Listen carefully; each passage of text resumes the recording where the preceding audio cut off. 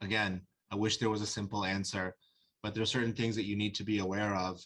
Um, Most people think that if they're being threatened, that there must be some sort of humanitarian way or humanitarian visa or way to bring someone over from overseas. And the answer to that question is typically there's not. There is humanitarian parole, which allows people to apply for a parole document, which is kind of like an entry, a lawful entry without a visa.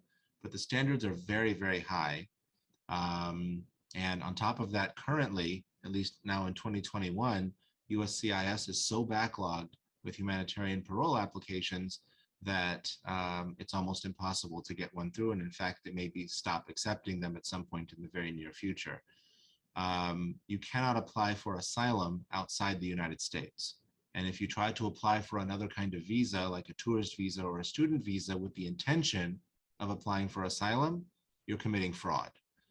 So it's very important to have these conversations with an attorney beforehand to make sure that you don't wind up putting yourself into greater trouble, at least knowing what your rights are, what options are, if there are any. Um, or trying to find another way. Perhaps the best reason to come to the United States is not because of the threats. Maybe there's another way that you can be looking at that stays away from that type of humanitarian relief. As always, we're here to answer your questions and try to make sure that you do the right thing because prosperity is a human right.